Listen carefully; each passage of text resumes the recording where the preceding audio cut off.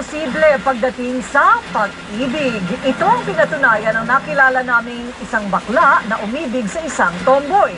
At ngayong nagbunga na ang kanilang relasyon, gusto sana nilang maging legal ang kanilang pagsasama.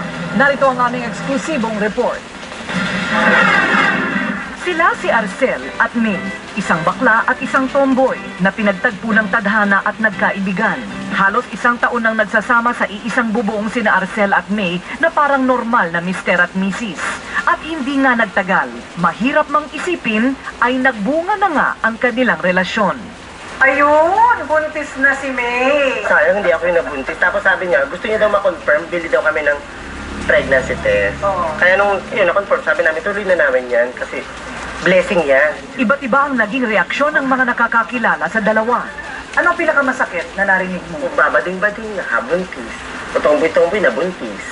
Sa Pilipinas at maging sa ibang bansa, matagal nang debate sa pagitan ng mga LGBT groups, simbahan at kongreso ang tungkol sa karapatang pantao na hinihingi ng mga kabilang sa third sex. Lahat tayo may karapatan. Yun lang ang hinihingi ng mga LGBTs, no? If ikaw may karapatang magmahal, ako rin. Papayag ba si Father na ako yung nakagaon? Ikaw ba talagang maggagaw? Maggagaw ka ba?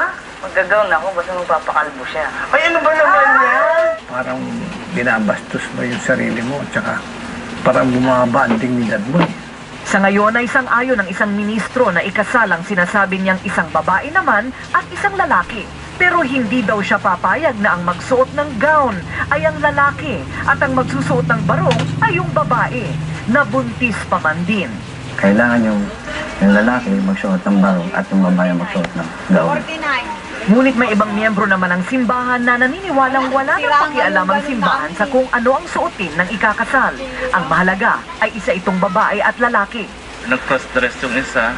Ang importante naman sa kasal ay vow or yung supaan nila sa isa't isa. Ano ba naman yung kung magbihis sila, hindi mo dapat pagtawanan yan.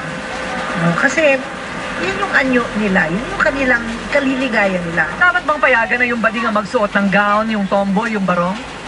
Okay lang. Kahit weird, okay lang kasi mas bagay sa kanya eh. I admit that I'm lesbian, however, hindi appropriate talaga. Pag kinasal ako, ganun din ang suot ko, yung nakagaon din ako. Kakaiba ang kanilang relasyon at kakaiba ang issue na hinaharap ngayon ni Arcel, isang bakla, at ni May, isang lesbian.